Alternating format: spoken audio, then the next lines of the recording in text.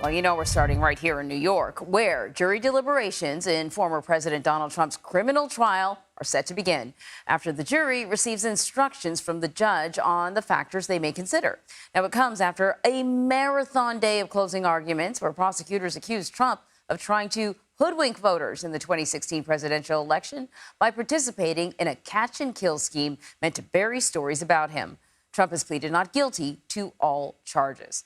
So joining me now from just outside the courthouse is CBS News investigative reporter Graham Cates. All right, it was a marathon day. When I heard closing arguments going on for 5 hours, I couldn't believe it. The jury heard those arguments yesterday. What were the final points for the prosecution and for the defense?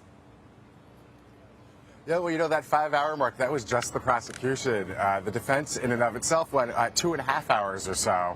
And they went first, and they tried to paint a portrait of Michael Cohen, the key witness in the case, as someone you can't trust. They told the jury, you can only convict this man if you trust Michael Cohen. And how could you? He's lied under oath so many times, and he lied to your face.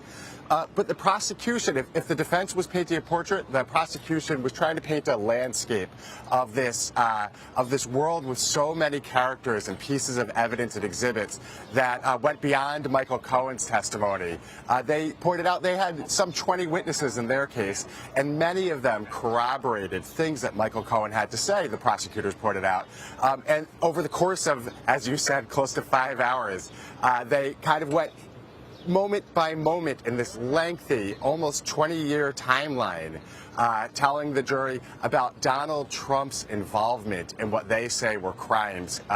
And then they also tried to focus the jurors on things that they should look for if they think that a conviction is in order. Look at this piece of evidence. Look at this phone call all the way through from 2006 to after Trump was elected president. The really important component of today, though, is that before the jury can deliberate, the judge is going to advise them on the rules surrounding reaching a verdict, what they really should be considering. And this is important because this case is actually, though there are a lot of salacious details surrounding it, it's not as kind of clear and direct as you might think. Yeah, this is always important in a trial, but it's particularly important today. What the judge is going to tell the jury is that if they find Trump authorized the falsification of records, in order to meet that felony level, they also have to find intent to commit another crime.